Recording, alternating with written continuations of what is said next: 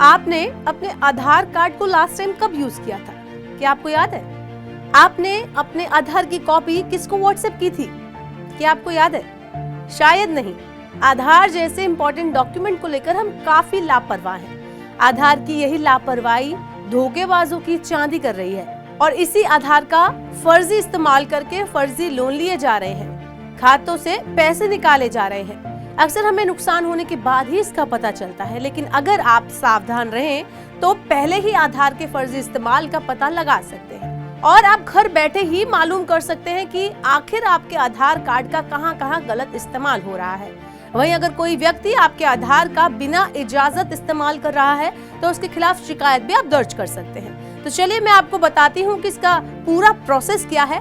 आधार जारी करने वाली एजेंसी UIDAI ने आधार हिस्ट्री चेक करने का ऑप्शन अपनी वेबसाइट पर दिया है। इसके लिए आपको UIDAI की वेबसाइट पर जाना होगा। यहाँ आपको टॉप राइट कॉर्नर पर माय आधार ऑप्शन मिलेगा। इस पर क्लिक करने के बाद आधार ऑथेंटिकेशन हिस्ट्री ऑप्शन आपको दिखाई देगा, जहां पर आपसे आधार कार्ड नंबर मांगा जाएगा, साथ ही कैप्चा कोड आपको फिल करना होगा। इसके बाद आपको OTP वेरिफिकेशन ऑप्शन पर क्लिक करना होगा।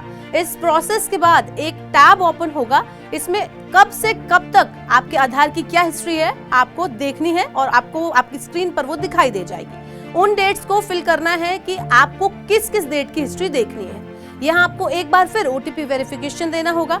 इसके बाद आपके सामने आधार हिस्ट्री दिखने लगेगी। आधार हिस्ट्री को यूजर्स अपने हिसाब से डाउनलोड भी कर सकते हैं और इस पूरे प्रोसेस को देखने के बाद अगर आपको आधार से जुड़ी कोई गड़बड़ी पता लगती है तो आप पुलिस में इसकी शिकायत कर सकते हैं। इसके साथ ही आप अपना आधार लॉक भी करवा सकते हैं। इसके लिए आपको UIDAI वेबसाइट पर जाना होगा और यहाँ आप M-आधार ऐप को भी डाउनलोड कर सकते हैं। अगर आपके पास नहीं है तो उसको ओपन कीजिए। इसके बाद आधार नंबर और OTP डालकर लॉगिन करें। यहाँ पर आपको माई आधार सेक्शन मिलेगा। इसमें आधार लॉक और अनलॉक बायोमेट्रिक्स का ऑप्शन आपको दिखाई देगा। इस पर आपको क्लिक करना है। आपसे एक बार फिर से वेरिफिकेशन के लिए OTP मांगा जाएगा। इसके बाद आप लॉक बायोमेट्रिक्स पर क्लिक करें।